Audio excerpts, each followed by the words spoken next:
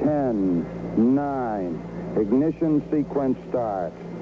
6, 5, 4, 3, 2, 1, 0. All engine running. Liftoff. We have a liftoff.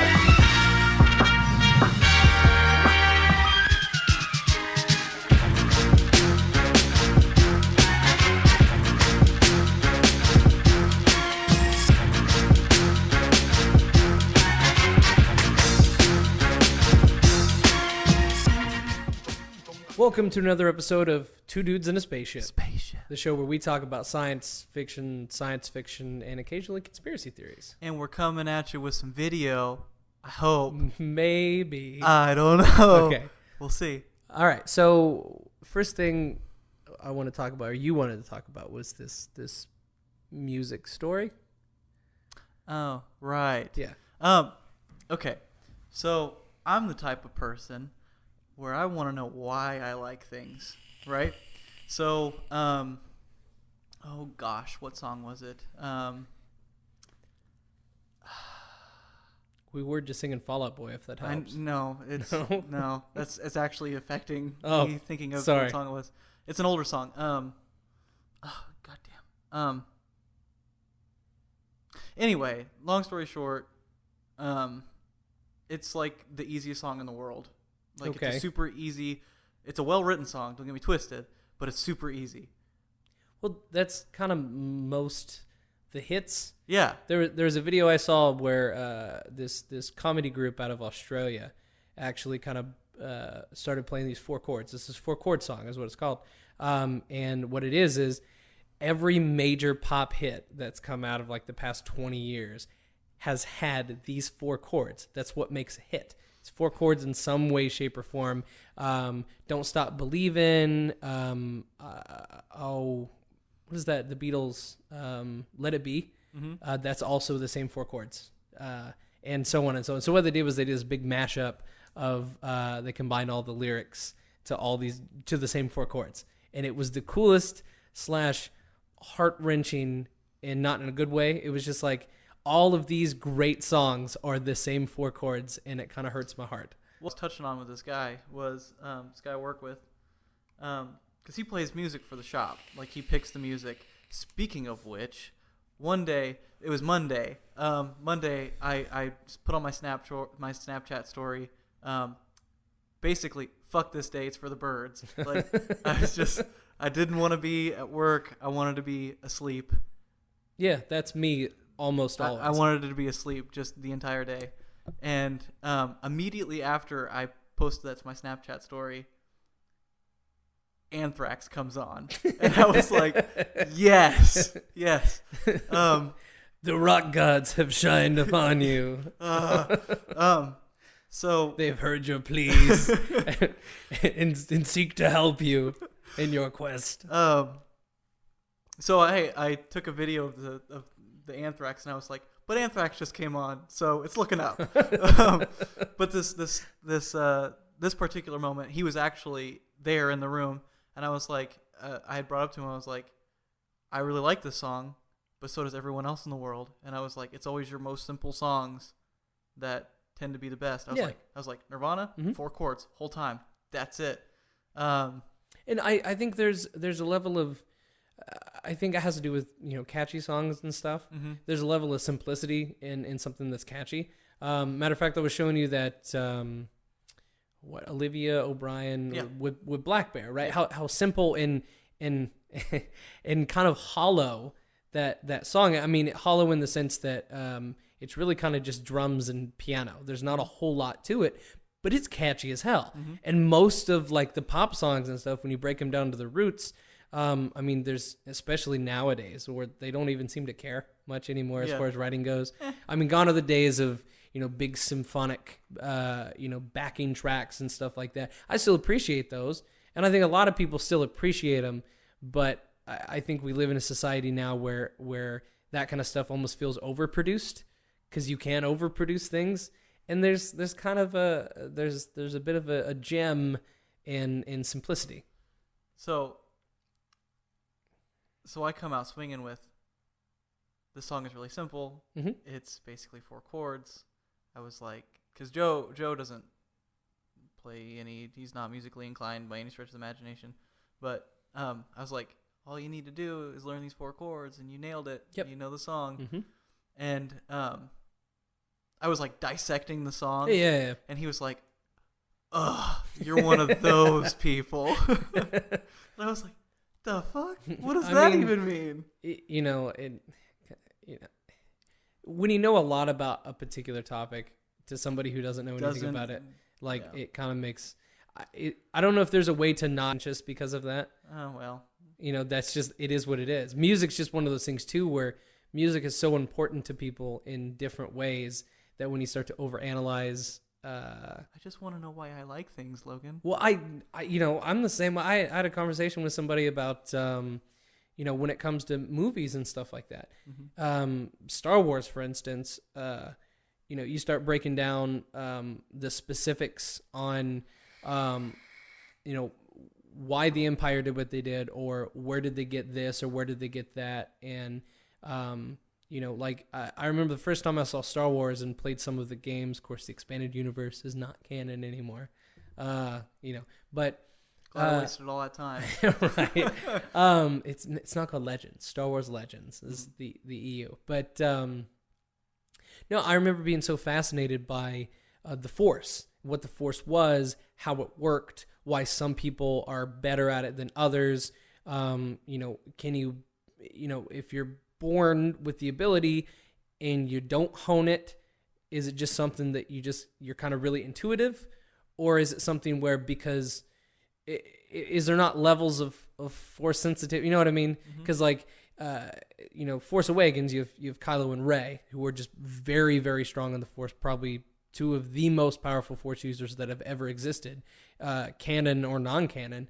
And you know, you saw some of that where, you know, Kylo was very practiced. I mean, he had been training for a long time, and he could catch a fucking blaster bolt midair, which I was convinced that when they shot that I was like, they're going to forget it's there. I'm going to notice it. Like it's going to be one of those things that movie mistakes, it's going to end up on no, they fucking remembered it. He caught the blaster bolt midair and held it for an entire goddamn conversation, and then was like, nah, conversation's over, bitch, and just let it go. It's like, holy shit, that is the best way to introduce a villain. Yeah. Just so cool. Came out swinging. Yeah. So you have Rey, who was able to not only resist Kylo, who was, when he probes into her mind, especially when, you know, he is so experienced. Even Snoke was like, holy shit, she resisted you? That's kind of cool. We need to like get her on our team. But you know, is Force sensitivity like something that the more you practice? So meaning, if I had Force ability and compare myself to Rey, who is also untaught or not taught, untrained, be a good word. Yeah. What if, you know, is she always going to be better than me at the same Force powers? Or is it something where if I trained more, you know what I mean? Like natural ability, sports, ooh, natural ability, trained ability. I mean, Eh. Because, okay. And so we are talking about the way that I look at it is Mr. Wren has been training essentially his entire life. Yeah. Rey just kind of woke up one day and was like, I've got these dope ass powers. And like when they're squaring off. Yeah. And they're equally Force sensitive, saber obliterates. That's like, I feel like there's like a natural, I think it's a natural like, gift thing. You see that? And that's kind of how I was looking at it. But I guess where I was going with that little tangent offshoot was this happens frequently, by the way, all the time. You know, I always want to know the specifics of things. You know, if you tell me a story or you give me a character or something like that, I want to know everything about it. I want to know specifics. I want to know what shipyard built the Star Destroyers, which you actually learn, you know, if you do the research into it. And the books actually, I guess, go into it quite a bit. But that's just, you know, kind of who I am as a person. I have to learn everything about something. And I struggle with stuff like Harry Potter and stuff sometimes, because Harry Potter has this nice little middle finger to people like me, which is like, well, why does that charm work the way that why does that spell work the way that it does? Because fuck you, it's magic, you know, Magic. which is bullshit. It is a bullshit argument, but I can't counter that at all. There's nothing. Okay, it's magic. Yeah. But you know, like Hermione put a charm on that bag that's like limitless, right? Like, the fuck? Okay, why? You know, I need J.K. Rowling to kind of break this shit down. Like, where did she get that spell? Why is she the only one that has it? And of course, you know, I'm not. I've read some of the books, so maybe it goes into it that I'm missing. I'll be real. I have yet to crack a single one of them. I've not. I don't read. I don't read. I just don't do it. I just have a short attention span for books. You know. Yeah. Okay. So, I read Ender's Game. I actually read the book, and the book is phenomenal. By the way, way better than that shitty movie they made. I appreciated the fact that they made it a movie. Nah, that movie was not good. I never said it was good. I don't want to be that person. I don't want to be that one guy that everybody knows where they're like, book was better. But the book was better. Well, there's a continue, but I want to say something about that. So Ender's Game, I was like, this is the best fucking thing since sliced bread. Super good. But what happened to me while I was reading it, and this happens to me with every single book, it doesn't matter how much I love it, and I don't know why I'm this way. Pills, maybe. I don't know. That's a Parks and Rec quote, by the way. Just keep going. Sorry, now I'm off on little tangents. So I do this with every single book, no matter how much I love this particular book. I read the shit out of it for like 3 days. Like, that's all I ever want to do. I'm gonna read the shit out of you, I'm gonna read the shit out of you, book. But so like for like 4 straight days, I did nothing but read this goddamn book. Like, it was just the perfect distraction. I've had. Continue. There's another tangent I want to go on, but continue. And so I read this book for like 4 days straight, nothing else. I'm lucky I had time to eat between reading this book. Eating's overrated. And then I put it down, and I picked it up almost an entire calendar year later. Yeah. And smashed the whole thing again. Smashed the whole thing again. And then I put it down, and then like 2 months later I picked it back up. That's like reading a book. Like, motherfuckers that read books in 3 days, fuck you. You're not a human. You're a dick. You're not a human. I can't do it. I don't understand. See, what I think there's different personality. And anytime I mention that I don't really read very much at all, is because I prefer to consume my media in different ways. You know, I appreciate literature, and I appreciate, you know, literature. Sorry, I sound pretentious. You know, the thing is, when we were in high school and stuff, and we had to read books for class, none of it ever appealed to me, and I was just convinced that, you know, maybe I'm just not a reader, like pleasure reader, like some people. My brother just, I mean, when we were growing up, all the time reading different book, okay, which is fine. That's not me. I fell into the love of film, and then I got into like story-driven video games.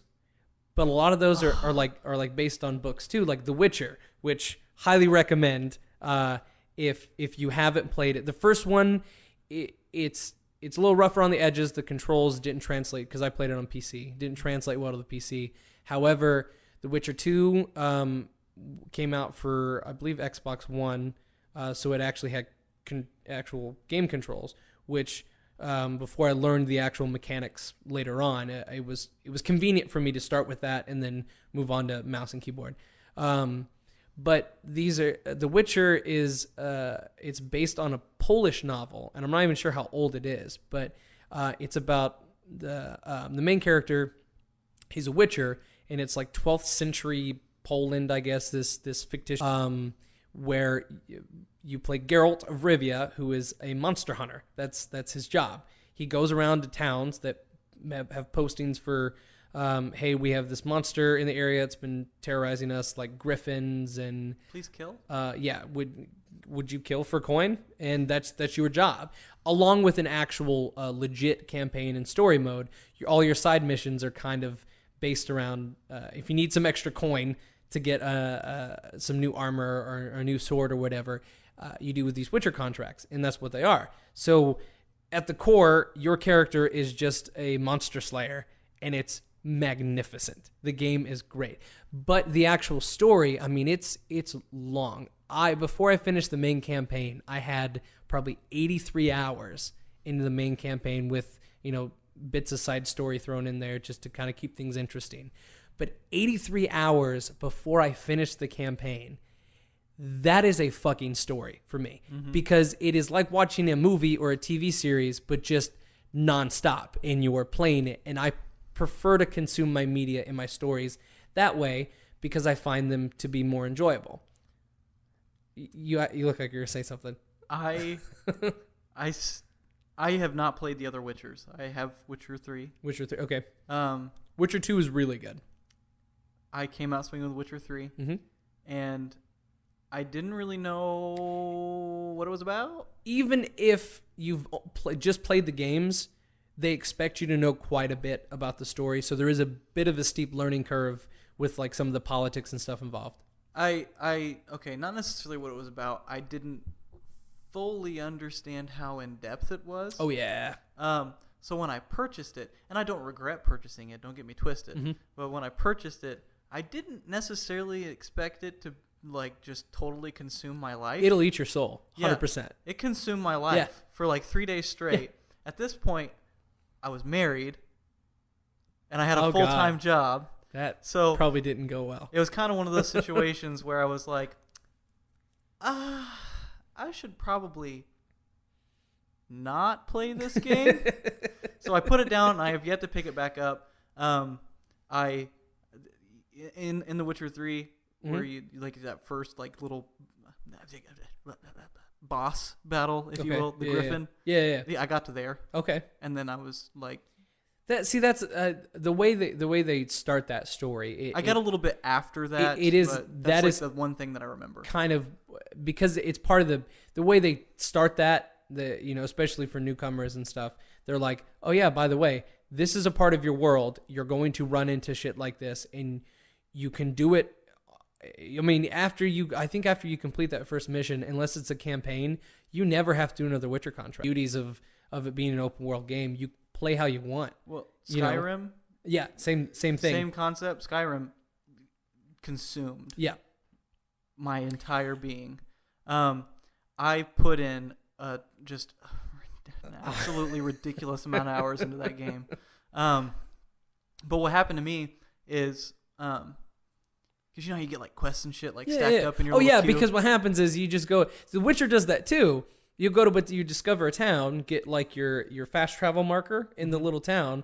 Super convenient later, but you always go to the notice board, and I always clear the notice board.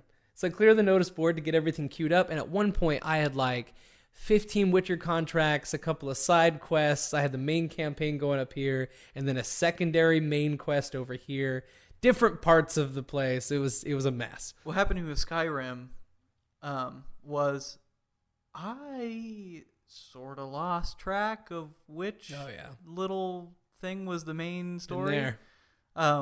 And I couldn't remember for the life of me what the main one was. So I was just kind of going through stuff. Yeah. Just doing all these little things, going through little caves and whatnot. Dungeon crawling. Yeah, dungeon crawling, essentially. So I got up to my favorite character was a dark elf or whatever, like an elfish character, whatever that one is. I don't remember. Oh, it's been a long time since I played Skyrim. And it's been a minute for me too. But one of the elven characters. Mm-hmm. So I was like, I'm gonna be Legolas, motherfucker. Like that's what I'm gonna do. So I got my archery up to like level 99. Yeah. And then my overall level got up to like 47 or something. Mm-hmm. And then I finally remembered, or just by complete accident, hop back onto the main story, the main campaign, blew through that bitch in like 6 hours. Oh yeah. I was like, this is the main bot. I killed him in like 3 hits. What the fuck? Well, it's like you play the new Wolfenstein? Yeah. Okay. So okay, I haven't played like the New Order or new Shadow of the Colossus, Shadow of the Colossus, something like that. Shadow of the Colossus is that old that's the old PS2 game, 2007 video game. Great, yeah, by the way. Great game. The new Colossus. Yeah. Because I forget what the first one. You played the first one though, Frau Engel, and okay. So the second one has this feature in it where it kind of has like this contract system too, where like I don't think you have to finish the campaign. I think it's part of like, hey, you want to do these side quests so they're not as linear. You don't kind of do something on the side, and it's like in the middle of the like your main headquarters or whatever. I legit did not see that was a thing that I could do into mission, the main story. So completed the main story, I maxed out everything, and I was like, well, what else is there to do? And then I saw all these contracts, these like kill the Oberkommander contracts, right? Really short, you go here, kill a bunch of Nazis, kill the head Nazi, get like, they're not dog tags, but whatever, and then you move on.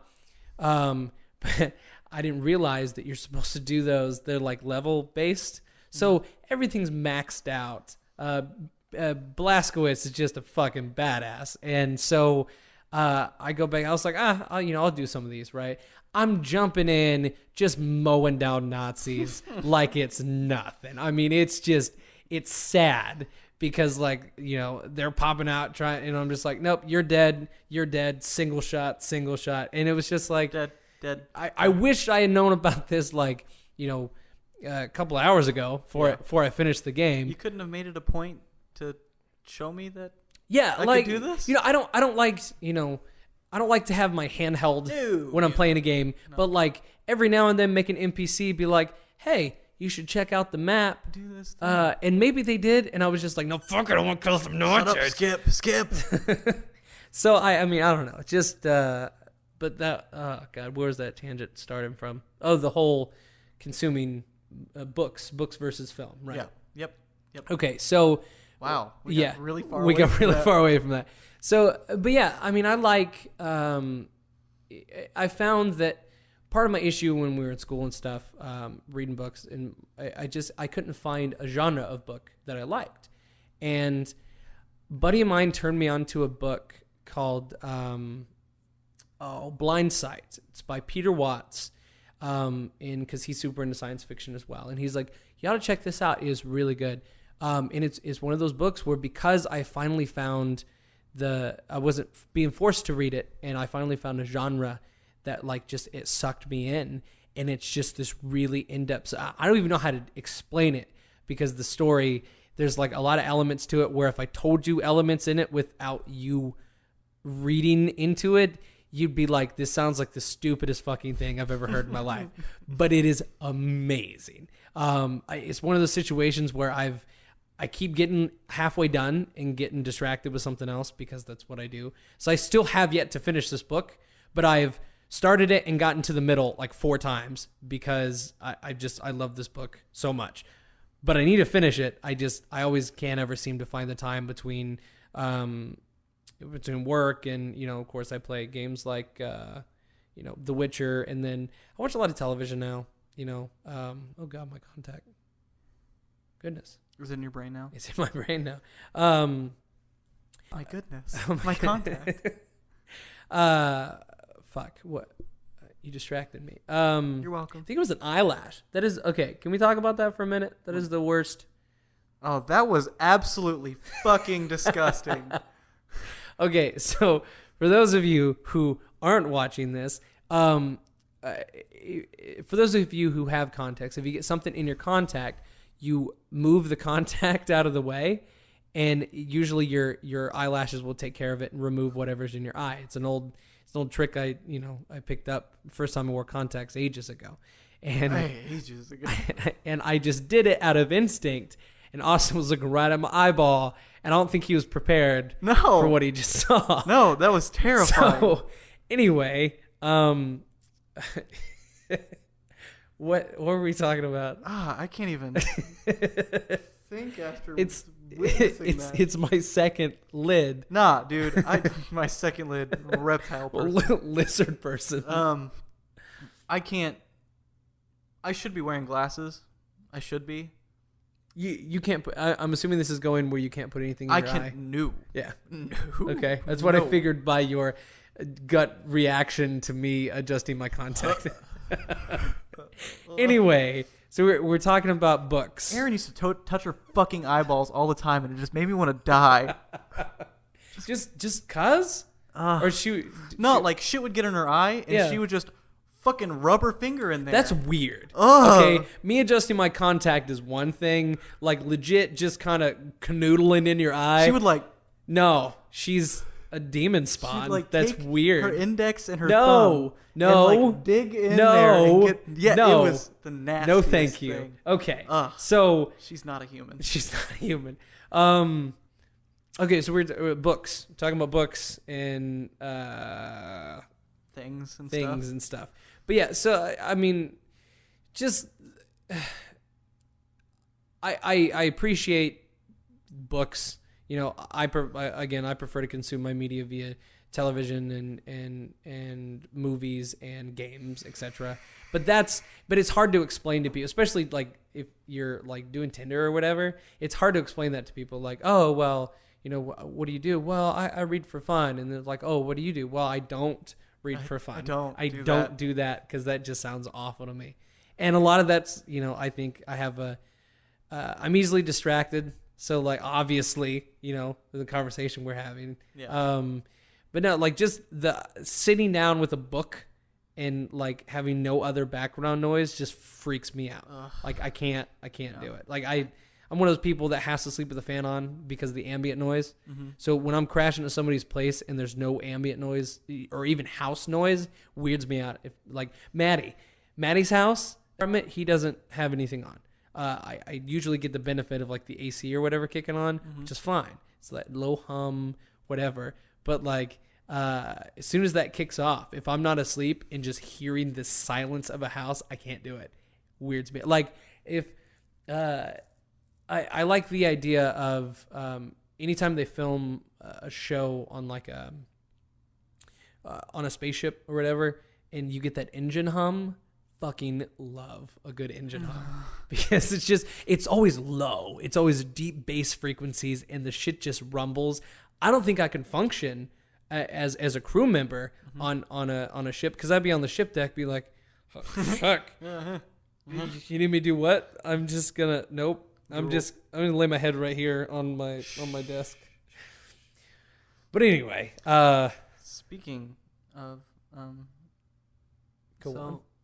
What's your take on Black Mirror season 4?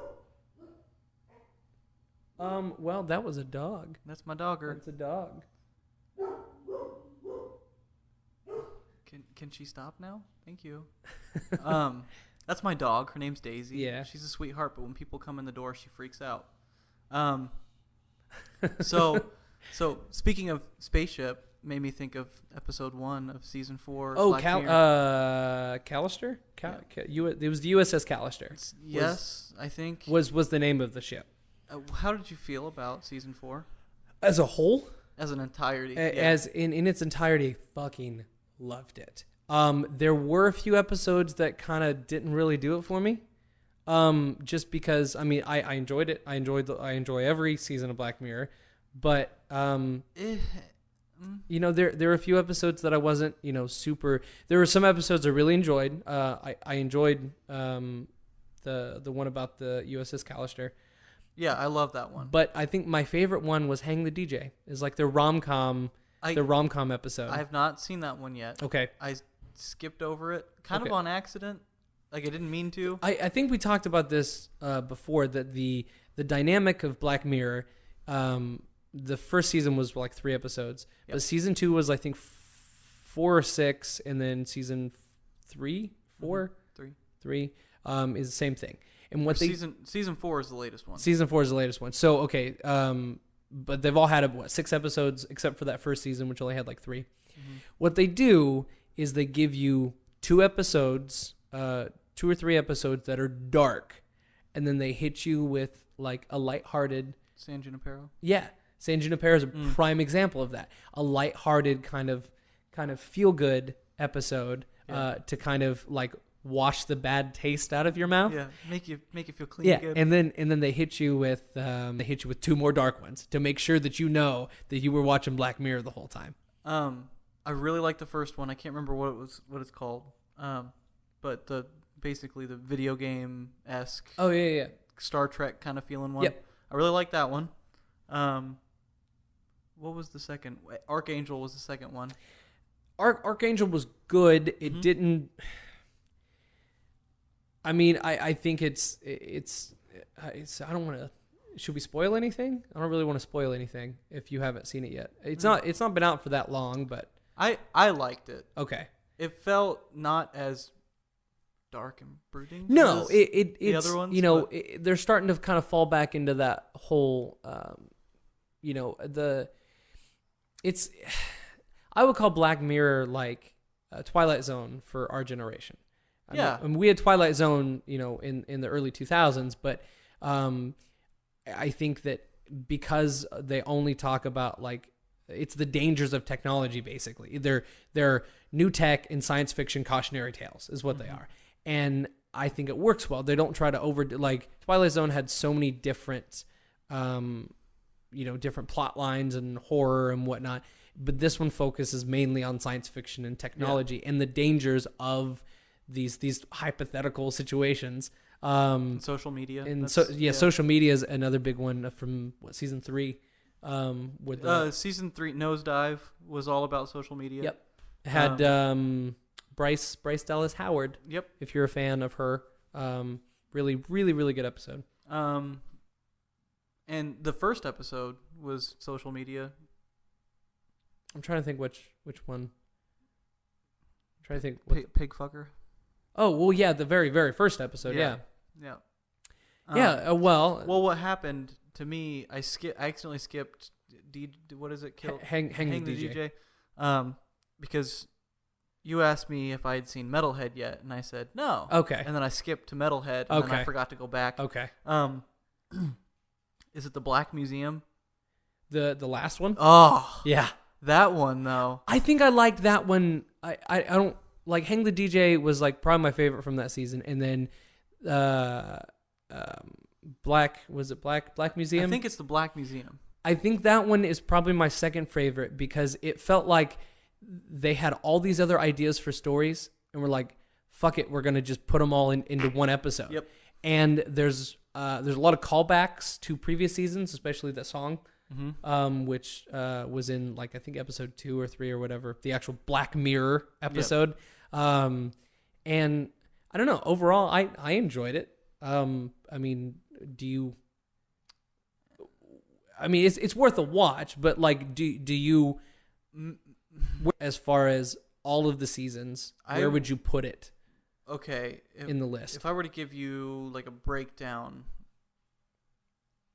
I'm going to start with my favorite season as a whole. Okay. My favorite season as a whole is the 3rd season. Which is the one with Nosedive. Nosedive. Okay. Yep. Okay, so 3rd season, 2nd season, 1st season, 4th season. I feel like that's a pretty solid because they did. The thing is, if I were to if we're talking about like for example with bands, like they might have a smash hit on one album. Yeah, what's that? But if the whole album's not good, that old matter of fact, Fall Out Boy has a song with this title. Sophomore Slump or Comeback Kid, because there's this theory that a band's second album is either going to be just awesome, just magnificent, or it's just going to be like it's okay. Yeah, I mean I'd say that's a pretty solid rating of them. I have a buddy who every time he tries to bring up Black Mirror, his friends won't watch it because they hadn't heard anything about Black Mirror, and it opens with the pig fucker episode. And like, if you're not mentally prepared for was- what Black Mirror Yeah. does or the stories they tell, it's a lot. I had a buddy that was like, "Have you seen Black Mirror?" And I said, "No." And he was like, "You're going to feel absolutely awful after every single Straight episode." garbage after every episode. So I had already mentally prepared myself for Black Mirror when I started, and then they come out swinging with pig fucker, Yeah. and I was like, at the end of it, I was like, what? What just happened here? I need more. So what happens to me is, see, what happens to me when it was just I think it was like the first 2 seasons for a little bit. Yeah. I would have to like watch 1 episode a night. Yeah. Otherwise, I would be on the just depression. It's funny that you're talking about like 1 episode. And I said I consume a lot of television and stuff, and you had told me. I mentioned we had a party like right after it was New Year's. It came out like a few days before New Year's. Yep. And I looked at Austin and I said, "Have you seen the new season of Black Mirror?" He's like, "No, it just came out like a day ago." I was like, "Yeah, I binge watched the whole thing." I watched the whole thing. And just right after that, Austin looks at me dead in the eyes and goes, "You're a fucking psychopath." You're a psychopath. No, like the only season that I actually binge watched was the 3rd season because they were all great. Yeah, and I think that's probably overall one of my favorite seasons. I do like my favorite episodes come from, of course, all the way across the board, but I think pound for pound, season 3 was their best. Yeah, I think so too. Okay. I agree with you. I mean, I like that there was more, but I was a little bit. I think disappointed would be too much weight for how it made me feel. Yeah, I wasn't disappointed. No, it just. I know what you're saying. It didn't. Do you hear what I'm screaming? Yeah, Do you hear it? It doesn't. It didn't stick with you like Yeah. some of the other seasons. Yeah. Some of the it other wasn't episodes that. did. It wasn't a heavy hitter. That's there we go. Yep. It was good, but it's not like it left me with, it didn't leave me mentally scarred. Which is what I expect out of Black Mirror. I expect Black Mirror to like fuck with my head and make my heart hurt all at the same time. Make me incredibly uncomfortable, but so much so where I need to consume more. I have to have more. I like this feeling of sadness and self-doubt. God. I'm glad we had that conversation because I've been dying to ask you about that, and I figure I should just save every point I want to talk to you about until we do this. Yeah, it's probably better. Yeah. I had a friend mention to me the other day. I was outside on break, and I was in my own head, and I didn't really say much. Well, I've become kind of the, anytime I go outside, people expect me to just go on a rant or say something or talk about something cool that I discovered or what have you. And it's never intentionally for like anybody specifically.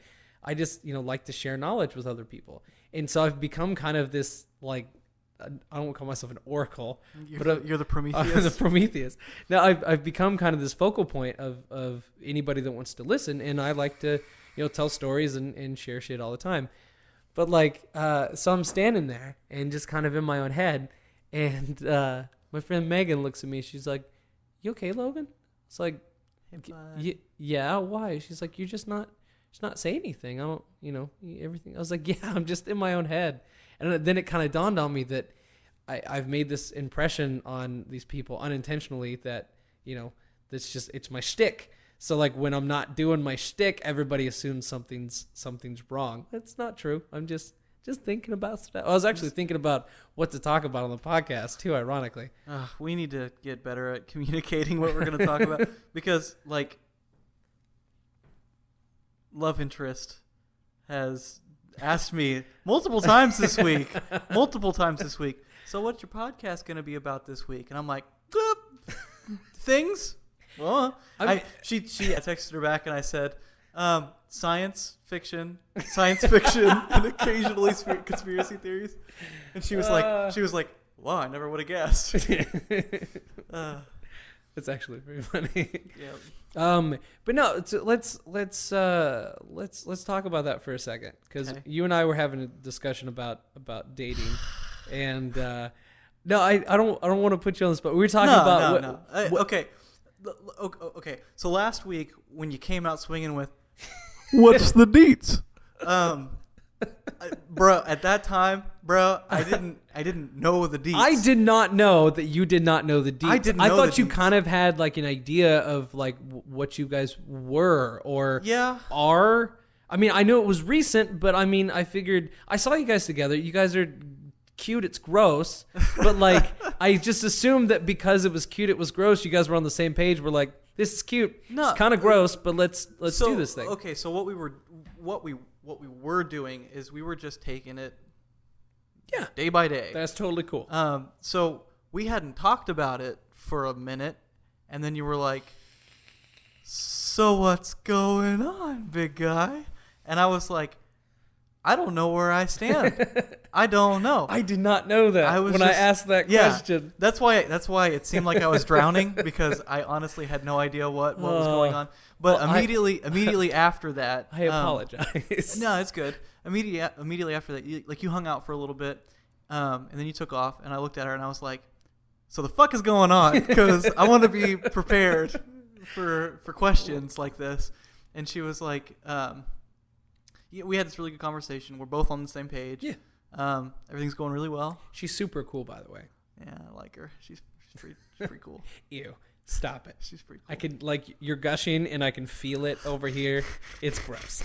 Continue. Nah, she's cool. I really like spending time with her. She's fucking hilarious. She's a closet comedian. She is a closet comedian. A matter of fact, right before I left, she's real quiet, real soft spoken, and it's just basically me and Austin just shooting the shit like we always do. Yeah. But I kept trying to include her because the first time I met her was last week, and I kept trying to include her into stuff because I don't want her to feel like that we're ignoring her. So I kept including her in stuff, and she'd make a couple jabs here and there, and I was a little impressed.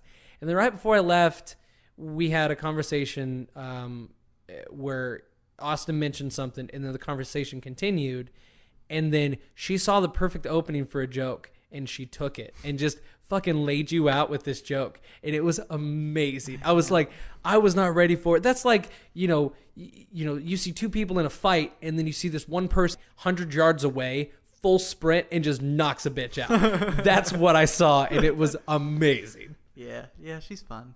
She's fun. But I want to talk about the. Did you ever figure out what I asked you about dating? The proper way to approach somebody. The question I asked Austin was because I'm pretty introverted, so like the idea of approaching somebody at a bar, just I hate it. But more importantly, I'm not, because I'm a nerd, obviously, and because I'm into stuff that not everybody else is into. It's not like I can just walk up to somebody and start talking sports or cars or whatever. The thing I've struggled with most adult dating is trying to find some kind of in with small talk that isn't just awful and just like like, how's the weather? Well, it's raining outside. How about them Colts? How about them Colts? No, I don't know anything about that stuff, and I have no interest in that stuff. So why would I bullshit you and I with that stuff? Mm-hmm. So we were discussing the dynamics of how somebody like me, who's pretty introverted, would approach, a fine young lass at a bar or pub or what have you. Okay, so to answer your question, he couldn't answer it before. I had to think about it because I hadn't really thought about it. I'm the type of person that I just say what I'm thinking. I like whatever is going on up here just comes right out. Which is fine if you're good at that. The stuff that comes out of my mouth when I'm just like, well, I'm hyper. occasionally things will come out. You and have I'll go, arms and legs. That's cool. me too. We have so much We in have common. so much in common. You are also a human, I assume. I mean, don't get me twisted. There are times where letters that form sentences, words are hard. they'll fly out of my mouth, and I'll want so badly to just catch it Don't go so fast. and then put it right back. Come back. But I'm aware of what's coming out of my face majority of the time.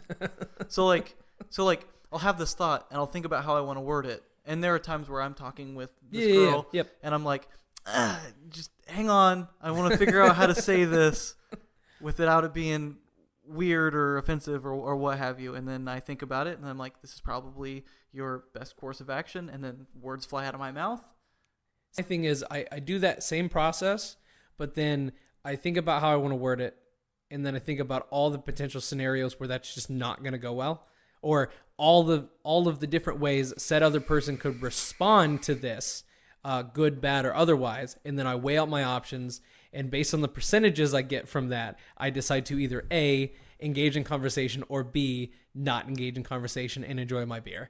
That's how that always goes. So when you asked me, how do I know what to lead with? Like, I am hyper aware of my surroundings. Okay.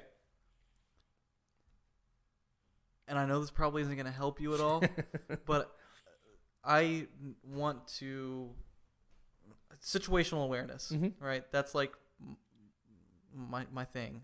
Situational awareness. So like I will attempt to figure out who my audience is. Okay. Without approaching. And a lot of times I try and do it visually. Yeah, well, the thing is I'm good at reading people, and I'm good at reading, like, moods and shit, and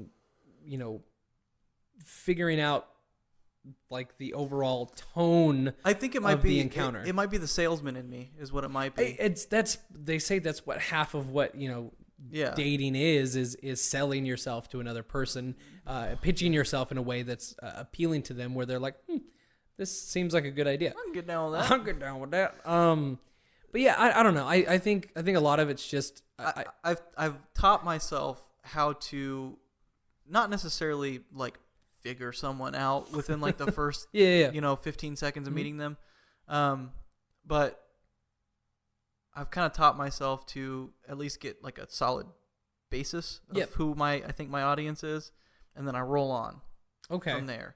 Well, I think, and I mentioned this before, the thing I struggle with most is finding an in, because I don't think anybody really enjoys small talk. Men, women, like, it's obnoxious. So why do we have to do it? Why is that a necessary thing when it comes to like the early days of dating somebody? It's awful. Well, I also think it's super cliche to walk up to someone and go, I'm majoring in. Yeah, that's my point. I don't get it. I don't like it, and I don't understand why, if we all don't like it, if all these single people think it's retarded. I think secretly we're all just really fucking awkward and we don't know what else to do. I mean, that's probably true. No one's comfortable. Everyone's awkward. We're all gonna die alone. We all just find that other person that we'd be okay with done with. It's two people dying alone. They just happen to be in the same room together. Yep. I feel like that's pretty wise. Yeah. That's pretty wise. God. But yeah, I mean, I think I struggle most with people being dressed up. Like, I like getting dressed up, Yeah, damn son, look at you. Nah. But I like the little pant cuff turn up there. Yeah, it's just with the fashion boots. Yeah, dude, these boots made it through Oktoberfest, man. Damn girl. Barely. Damn girl. Thanks. I appreciate it. But no, like if I was at a bar and somebody's wearing like I love Doctor Who, so somebody's wearing a Doctor Who shirt, that is a wonderful in for me. I can jump in right with something I know a whole bunch about, and that can be my conversation starter. Star Wars, anything like that I know a lot about and that I can see, even if it's something subtle like a TARDIS necklace, or maybe like the DL-44. It's Han Solo's blaster. It's DL-44, which kind of shows my nerd card real bad. It's the DL-44 blaster on like a bracelet, or maybe Stormtrooper helmet or something. That is wonderful but if a girl is dressed to the nines, like fitted dress, heels, you name it, what the fuck do I start with? I can't just, you can't, I'm a weird dude. I'm into science fiction and shit. You can't just roll the dice on it and just walk up and be like, so what's okay? So let me bitch ask you into this. space? Is that bitch you into space? Is that you fuck with space? You fuck with space? So let me counter that. Okay. With, what's the worst that could happen? Well, she goes, and then you walk away. Well, yeah, and I have done that. It's just awful, and I understand 90. There's like what I forget what the percentage was, but like I want to say something like 70%. So it's like 70% rejection, 30% acceptance when it comes to like winning over conversations or what have you. But first of all, if I know ahead of time that it's not gonna go my way, I am not even gonna bother. So why not? Hey, let's I guess. Fuck, I wish we had mood rings. You know what I mean? Mood rings that say like shit that we're into. And I know, some dating sites and stuff do some of that, which helps for like getting an in. Mm-hmm. But like if you're at a bar, and there's no bio, just hanging out. Yeah, there's no bio, just hanging out, or a mood ring that says, "Sup, I'm into Star Wars." I'd be like, "Sweet, I am also into Star Wars." And that's just not, small talk is one thing, and bless you. Oh, by George. Small talk is one thing, and and I can do it okay, but like, why do we need to do it? Well, why is that a thing that has to happen? I don't get because it either. It's garbage. I don't. It's straight butthole. I didn't make the rules. I'm not saying you did. I don't get it either. I'm looking for the way that I don't get it either. I think it's a big old crock of bullshit myself. Okay. But I mean, it's kind of like a necessary evil. Like, I mean, I guess, but like, I guess. Okay, because realistically, how are you going to start a conversation? Hey, I like Star Wars. Is that how you're going to start your conversation? No, you're going to go, hey, how are you doing? Well, yeah, I mean, I know how to like. That's not. I'm not completely. Girl, you cute. I'm not completely devoid of social interaction. Give me them digits. But no, I think it's I've had more situations just go south because of just horrible, awkward small talk, because of the fact that it sucks. Well, and it's not something that. Who cares? What I'm not. Who cares? Like, okay, if you go out and you meet. Let's say you go out and you approach someone and it goes south. Obviously, well, yeah, she's not the one.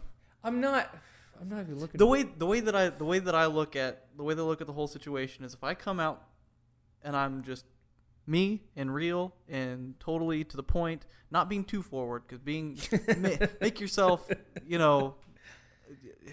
I guess the best way to put it is make yourself available, but not too available or too forward or whatever. It's a balance. It's a balancing act that I have never been good at. If you come out and you're like, this is Logan, and they're like, then you roll on. Well, yeah, because bitch, you're gonna take me how I am, or I'm gonna walk. I think my problem is, and I mentioned being introverted. Social interaction for me, like bars. I hate clubs. I fucking hate clubs, and they should crawl in a hole and die. Because the whole club, all the people in it, just all need to just, self-destruct. But I think the thing is with any kind of large group setting social interaction, minus or not including like close personal friends or whatever, for me is so exhausting. When I go out, if I'm going out to an actual bar or whatever. I don't want to. I'm trying to think how to word this. Anytime I go out to an actual bar, and there's just a whole bunch of people there that I do not know, after a couple hours, I want to go home and go to bed and first shower and wash all the gross off from all the other people. And then I don't want to do anything for the rest of the weekend. Like one day, couple hours, that's it for me with large group interactions. And because I hate it and it's exhausting. So for me, when, after 3 or 4 rejections, I'm like, fuck this shit. I'm gonna bounce. I would rather drink at home and not have to deal with all of these fucking people that's just, that's who I am as a person. So the whole, you get rejected 70% of the time, and it's like, nah, I hit about 50 and I'm like, fuck this. I would rather be at home. I have this nice relationship with my couch. We're bros. We like the same stuff. Me and my couch are like buds. So I don't know, man. Like the same stuff. I think it's just we both like being at home. Yeah, we just both like being at home and chilling out. So I think you just need to go out with me. We need to go out and wingman. The past tense for that. Yes, we need to do that. Yeah, we should. I'm picking up what you're putting. Don't club though, because clubs are evil. Why would I? I'm just saying. Do I look like the club type? You do. What? Just fucking with you. What? It's that coif. It's too perfect. Should be in a club. It is really nice. Thanks, bud. Nice. You got that fresh cut going. That fresh cut going. Yeah. We haven't even talked about the main story, so let's jump into that before we actually run out of time. What? How? Okay. What I want to talk about was elective human augmentation, which we talked a little bit about before we got started. Do you know what I mean by elective human augmentation? The whole like. I think after you. After I. Okay. I hadn't. It makes sense now that you kind of explained it, but I've never actually heard like that. That's the term I use for it because it makes more sense for. Okay, so human augmentation in the future, we're dealing with like. If you like lose a limb, you get a robot limb or whatever, right? So, my cat just slithered through the door. That was the most disgusting thing I've ever seen. Anyway, so human augmentation. I guess I've been using the term wrong because augmentation. You're augmenting your own person. Yeah. But even if it's for like if you got like a prosthetic eye, like you lose an eye, you get a robot eye like camera type deal or whatever, right? But I'm looking more towards you have 2 perfectly good eyes, but you replace them both because now you can see an X-ray, an infrared, and what have you. So basically, just like updates. Yeah, pretty much. Okay. But to the point where you don't like people get lipo and boob jobs and stuff like that. That's like elective surgery. Like insurance doesn't pay for that. It's called breast enhancement surgery. Boob jobs. So, but no. There's a wonderful game that I highly recommend that actually deals with this, and it's called Deus Ex, which is Latin for God from. Because the whole term that's usually used is Deus Ex Machina, which is God from the machine. And it's a literary term used for like when an Ex Machina moment is when like when the main character there's seemingly no way out for the main character. He's definitely going to die. There's nothing that the character can do to save themselves. And then out of nowhere, like the baddie gets shot in the face by some character off screen. Saving Private Ryan. Tom Hanks. Is that Tom Hanks? Yeah. Okay. So Tom Hanks is leaning up against the tank, just unloading his his 1911 at this tank and just doing nothing. Yeah. And then don't the bombers sweep in? Isn't that what saves him? That's an Ex Machina moment. He had no control over it. There was no way for them to know that he needed to be saved. It just happens off screen and saves the person, okay? So that's where the phrase comes from. But Deus Ex deals with this, where in the near future, you play a cop, a detective who was like blown up in like a terrorist thing, and because you work for the city and you're like the best detective they have, they literally put you back together, where it's like your head's intact, and like that's pretty much it. So the premise of the game is, as the game progresses, you get to upgrade your prosthetics and your stuff to help you fight depending on how you want to play. If you want to go more hand to hand, you upgrade that. If you want to go more gunplay, you upgrade your vision and your ability to zoom and stuff like that. So and the game just kind of just fascinated me with this concept that, you know, we may eventually get to the point where we can do that. You know, you mentioned your knees being bad, and my knees are bad, my legs are bad, and whatever. And just the thought that I would just be like, you know what, fuck these legs, I want new legs, fuck these legs, robo legs, because I just I want your legs would never hurt ever, because they're metal robot legs, you know. Same thing with arms, right? So you want to be able to lift like a car over your head. Fuck yeah, let's do that shit. Can't you already do that? Well, look at you. I know. I try. I was swole. That shirt's screaming. But there's a cat on the table. Will you fuck on, mate? Which cat is that? That's Dr. Thaddeus J. Fluffenstuff. Thaddeus J. Fluffenstuff. Doctor. He got his PhD in catting, felinery. Wombology. Wombology. Okay. So anyway, but yeah, I mean, there may come a time where that's a thing.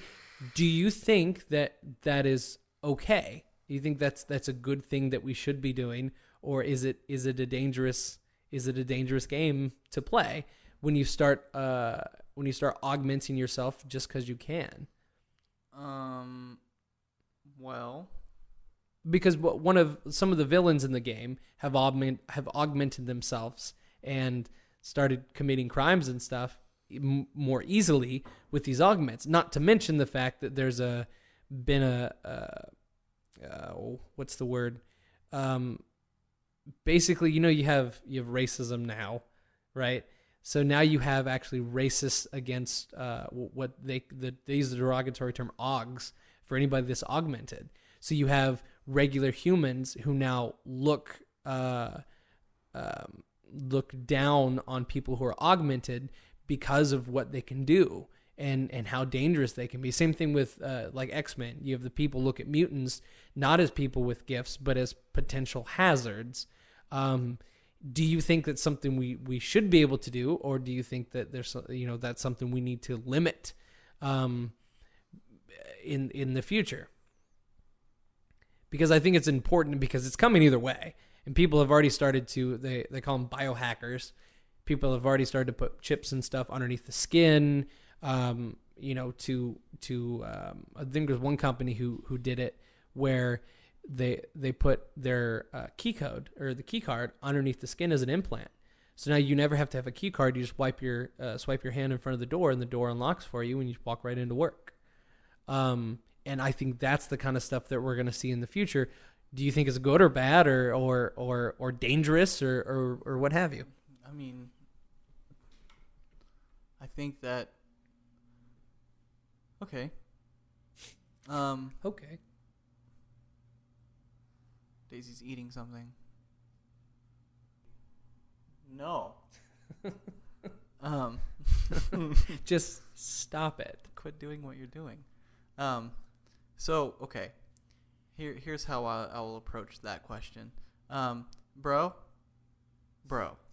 I have literally asked a doctor if I can get a knee replacement. And they almost always say no, right? Because you have to be like over 60. Well, I knew a guy who got one at like 35. You had to, because his was really bad.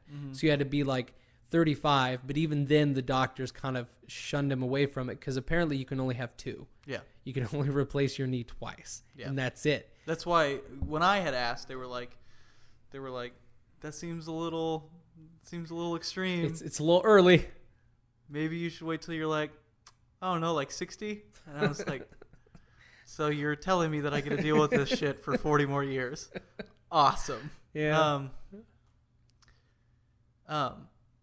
No, like I'm sitting here. I'm sure you probably have noticed me like jiggling my leg. Yeah. It's because my knee is fucking killing me right now. It is.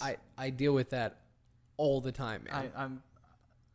I get up like a 90-year-old man sometimes, and it's bullshit because it's absolute bullshit. Because if I stand too long, my knee hurts. If I walk too long, my knee hurts. Yep. If I run, my knees hurt. If I sit for too long, my knee hurts. Yep. So there's no escape. Yeah. There's no escape. Like I wake up in the morning laying down, no pressure on my knees, and I wake up in the morning, I'm like, fuck, my knee hurts. Yep. Right knee, right one. Fuck you, bro. Well, it's like some of my issue with like my legs and stuff is I'm overweight, so some of that's an issue, but I deal with I probably look like a weirdo to everybody at work because the factory I work at, I work in a different department. So you have like your main department, which is kind of your bread and butter, and then I make a part for that line, right? So it's a little circle or a little square, what have you. It's like 5 of the people on my line, right? But you can see other lines from where you're at. It's not like you're closed off. But from standing on the concrete, even though we have like pads to stand on, I have bad habit of locking my knees that I can't seem to break. That's just the way I stand. That's just who I am now.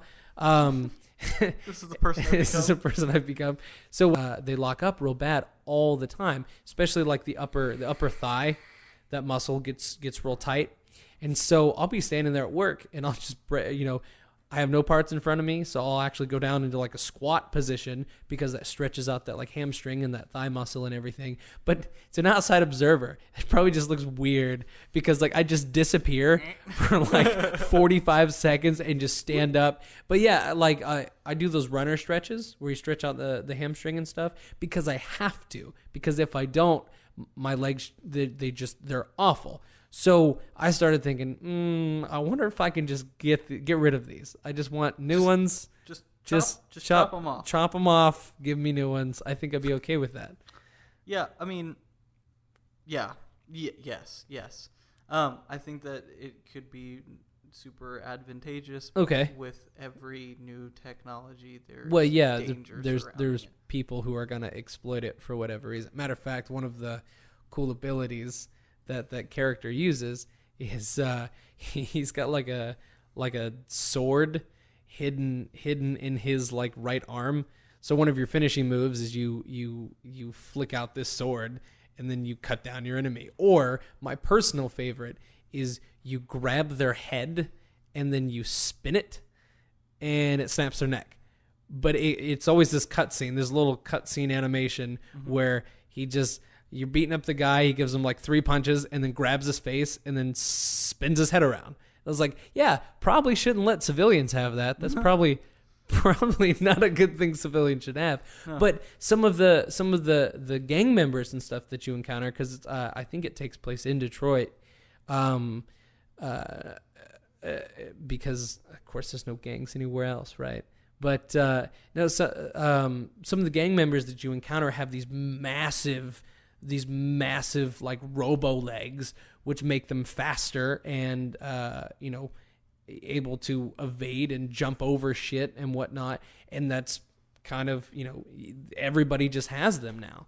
And I don't know. I think it could be dangerous because you don't want everybody having X-ray vision because I feel like that could be used in inappropriate manners of some way, shape, or form. But I don't know. I think it'd be cool. I think it'd be cool that this is the direction we're going as far as just make me a General Grievous. Just make me a General Grievous. Just a heart and like one lung and just like a mouth. I don't know. He did have, what, 4 lightsabers? Yeah. So, like, maybe he wasn't doing so bad. He was also a general, right? So, like, he moved up the ranks. Mm-hmm. How bad could that be? I don't know. It can't be that. I just think that I just want Robo Legs. That's the moral of that story. I want Robo Legs because I think it would be super dope. Like, what would you max out at? Like 60? You could run 60? 60 miles an hour? Fuck yes. Cheetahs run 60. That'd be scary. That'd be awesome. What if you fell down?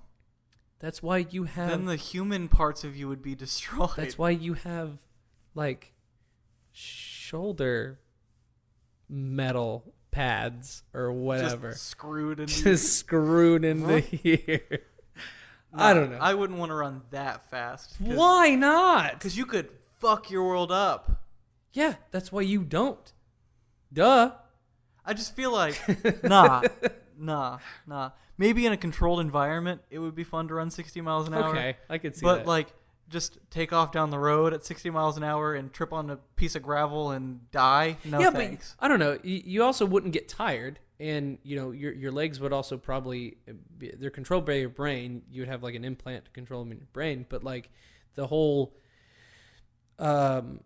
I mean, I feel like they would have their own sensors to prevent you from tripping over a rock. Because could you imagine like launching that like line of Robo Legs, and then just being like, well, the first guy who put them on tripped over a rock and died.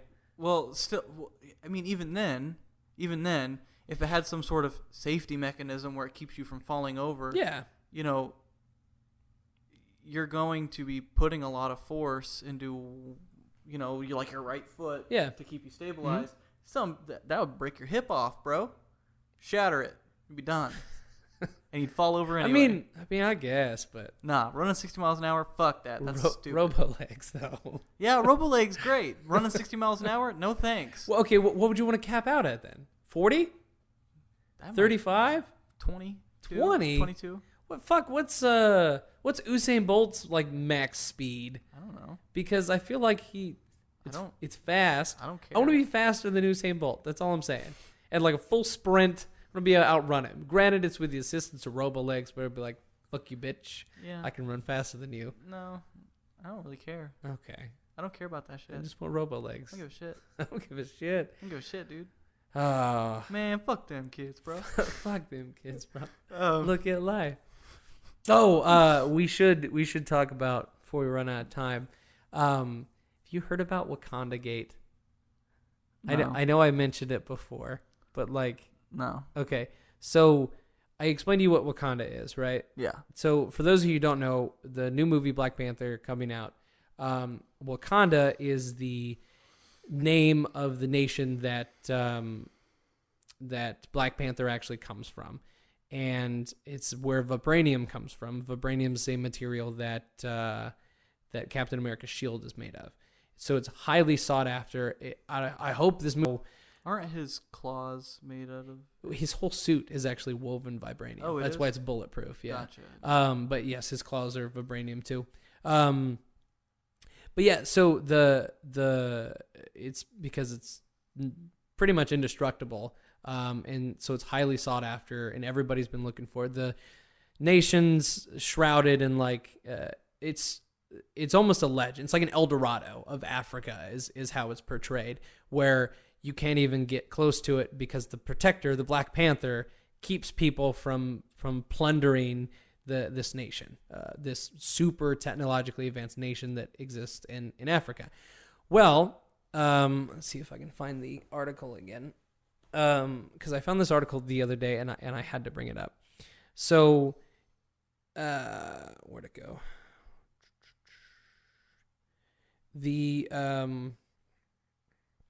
Okay, here it is.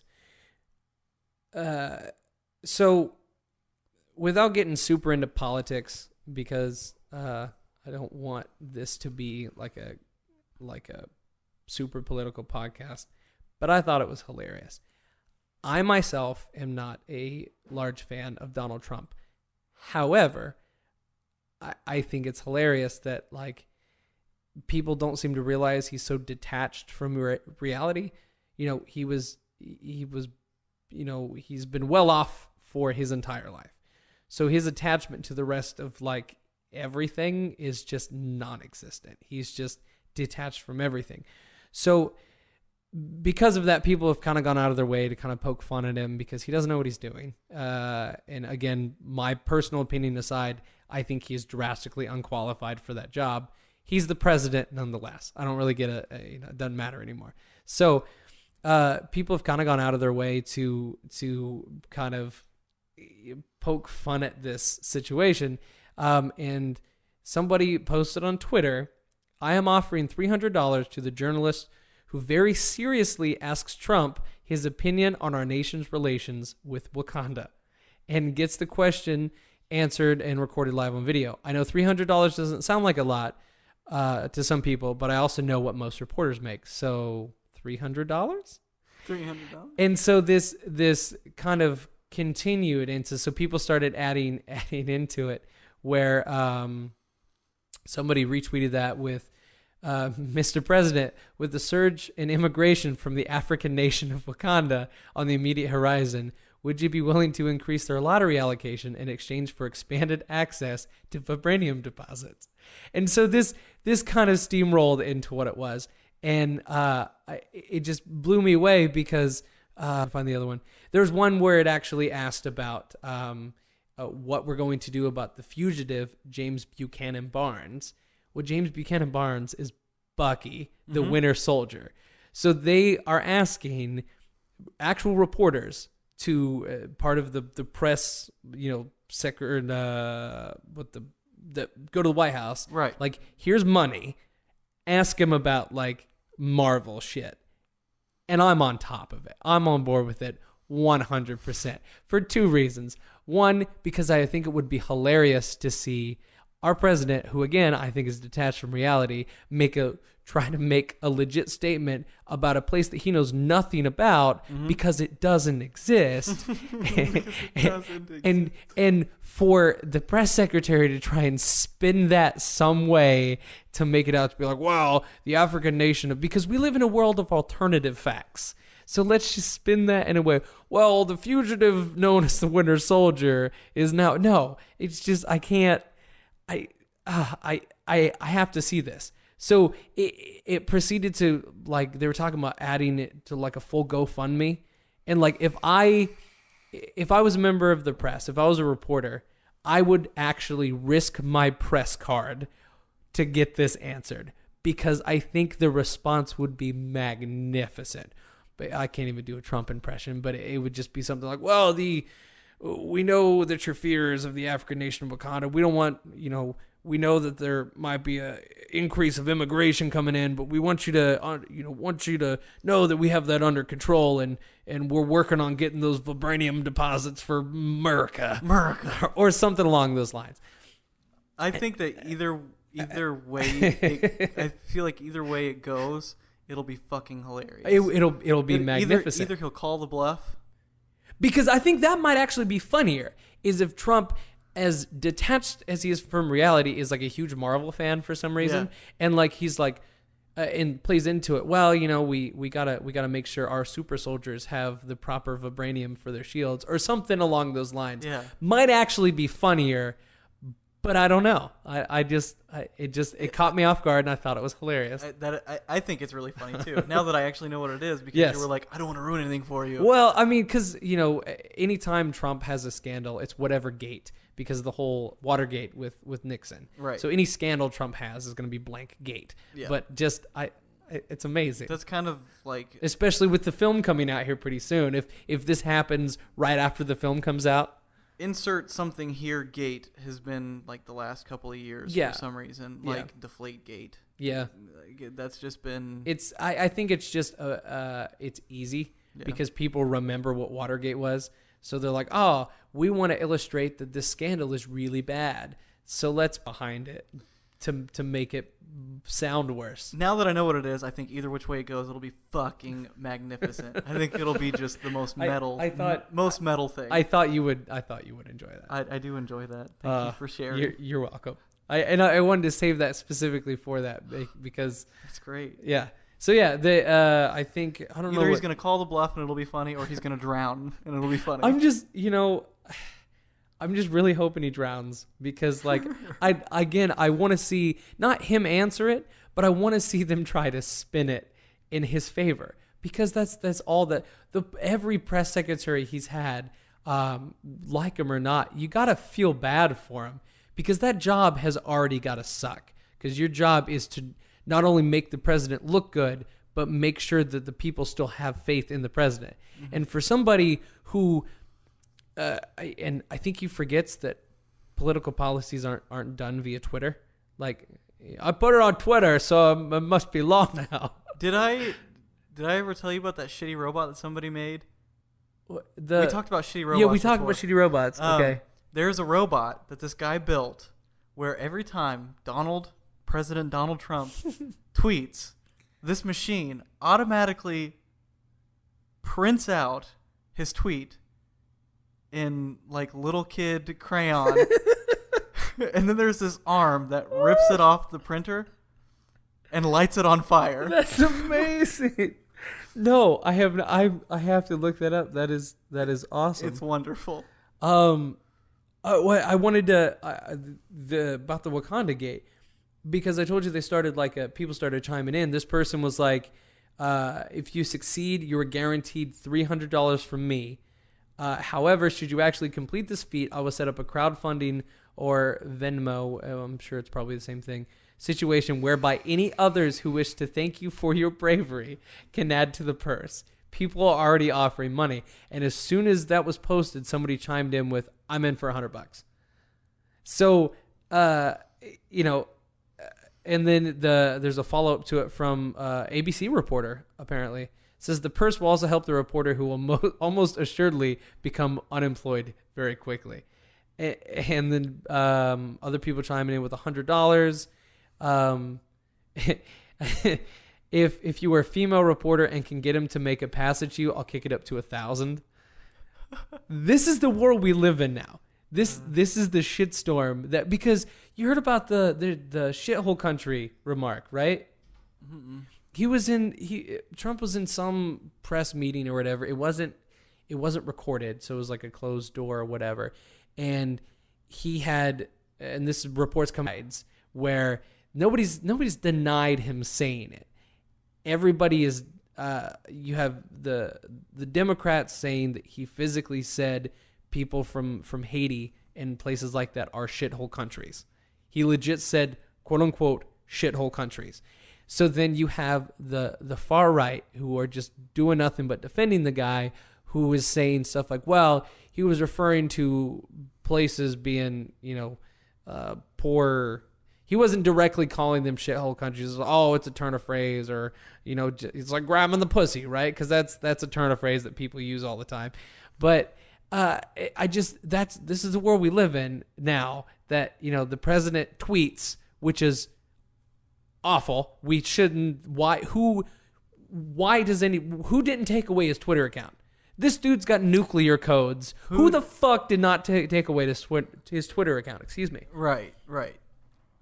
Take over for his. Yeah, no, and like I've account. seen. I feel like there should be a social media right? mediator. Okay, and even if he's got his own personal account, it should be okay. Well, you're president now. You're gonna have to quit on the whole Twitter thing. I understand you're opinionated, but like I think that shit. I think that a part of that, if I can kind of critically think of this, yeah, like Trump's image from day one has been, he's here for the little guy. He's just like you and me. He's not a politician. And I think maybe that's why they let him do this shit on social media. To kind of drive home that, hey, I'm just like you. Yeah, I think if we were to sit down and really think about it, I think they're trying to like maintain that image of. And I can see that. And I don't necessarily have a problem with that. But like there's a certain point where like you have to step back and look at like him or not. I mean, if you are a fan of him, you have to kind of look at him and saying, hey, look, it's a job. Yes, it's a job that you are elected to do. However, you have in that position, you have access to America's stockpile of nuclear weapons. and you're talking about shithole countries. You represent America as a whole. You are our liaison to the rest of the world. You are the face of what America is when you are in that position. You are constantly under scrutiny. You are constantly in the eye of every other country. You're supposed to stand for... And there are countries that are looking for an excuse. Exactly. You're supposed to, in that position, because, I know a lot of people didn't like Obama, but even if you go back and if you hated Obama, he was a politician, yes. I'm not saying he was perfect. I don't think we've ever had a perfect president. But the thing was, he had his shit together. You look at the family, the Obamas as a whole, and Michelle Obama, always well dressed, always regal is the wrong word, but always looked presidential. She fit the role. His kids, there's all these scandals with his kids, but any photo of his kids, they always looked presidential, and they always were presented in a presidential manner, which is what I want, because the president, the family in the White House and stuff, I would compare it to the Queen, okay? The way we look at our president is the way that the people of England look at the Queen, as far as not power, but huge house, really important, and all of their faces are on everything. I think that where we are today is like the first step towards the movie Idiocracy. Oh my God! Thank you. What? We'll just water the plants with Gatorade. Why? Because it's got electrolytes. It's what plants crave. It's what plants crave. What plants crave. There was a tweet from after he became president, and all this shit kind of started to hit the fan. That I hate that I'm so desensitized to all this stuff now. There's nothing that man could do right now that I'd be like, oh my God, I can't believe he did that. I'd be like, it's Trump. Yeah. This is just his thing. This is just what he does now. No, the guy who made Idiocracy tweeted something along the lines of, that movie was fiction. It was not a how-to guide on how to go about democracy. And it was fiction. It was fiction. That's a good movie. It is a good movie. It's a really good movie. But anyway, that's I think we're pretty much out of time. So Saturdays from now on? Yes. Yes. Yes. Yes. You didn't sound very confident when you said that. Yes. Yes. Yes. Yes. Okay. So we're basically going to do the Saturdays. Today is Friday. We were supposed to record yesterday. We didn't get a chance to. So expect us to have guests on eventually. We're still kind of hammering out the specifics on how to do this whole thing. So, but this will be on YouTube, Castbox, and then anywhere else I want to fucking put it. So you got to touch all the bases. Wherever the fuck I want to put it. So anyway, I'm Logan Taylor. Austin Merrill. See you next week. Whoever is generating silly musical noises on the bridge will please cease such activities immediately. I guess that